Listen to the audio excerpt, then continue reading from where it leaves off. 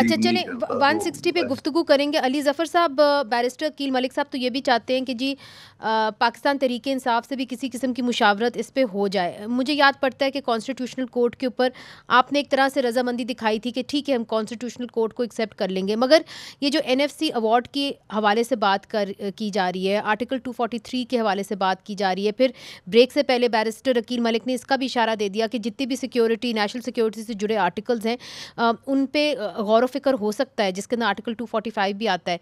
इस हवाले से पीटीआई कहाँ खड़ी है? ये देखें, एक ट्वीट आई बिलावल साहब की, उसमें उन्होंने कोई 5 नुकात बताए थे।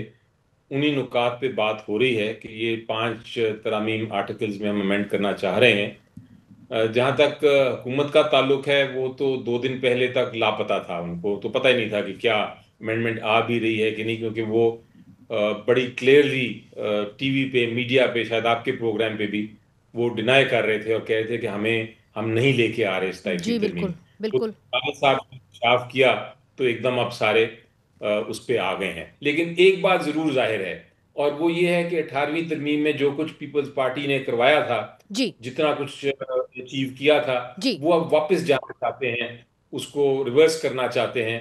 और ये अब सामने नजर आ रहा है जी। मौकफ। जहां तक कोर्ट का ताल्लुक है, आपने फरमाया कि हम उसे एग्रीबल हैं। हम तो बेंच से भी एग्रीबल नहीं थे, बेंच भी हमने नहीं माना था, लेकिन चूंकि एक बार आ गई थी अमेंडमेंट, तो जी, हमने कहा था ठीक है, तो आप बेंच को हम चैलेंज तो कर देते हैं, इस बेंच वाली प्रोविजन को, जी, आर्टिकल को, जो अदालत में हमने चैलेंज भी किया हुआ है। जी। लेकिन हमने कहा था कि चलें इसको बेहतर बनाने की कोशिश करते हैं। अब तो सेकंड स्टेप पे जा रहे हैं, और वो स्टेप है कि नया बेंच बेंच के बजाय नया कोर्ट ही बना दो, हुँ, सुप्रीम कोर्ट से ये सारी ताकत ही ले लो। हुँ। तो ये एक और बड़ा मेजर स्टेप है, और मुझे याद है कि जेयूआई ने इसको भरपूर तरीके से अपोज भी किया था, उसकी बट वो मुखालफत की आपके लिए थी। एक्सेप्टेबल होगा अली ज़फ़र साहब?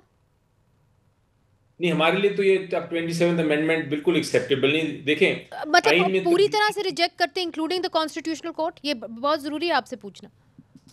बिल्कुल हम अभी तक फिलहाल तो बिल्कुल पूरी तरह इसको रिजेक्ट कर रहे ऑलराइट। हैं। हमने ड्राफ्ट तो देखा नहीं, तो हम एक तरह से हवा में बात कर रहे हैं, लेकिन जो ट्वीट के जरिए नजर आ रहा है हमें, जी, उसमें तो हम रिजेक्ट करेंगे।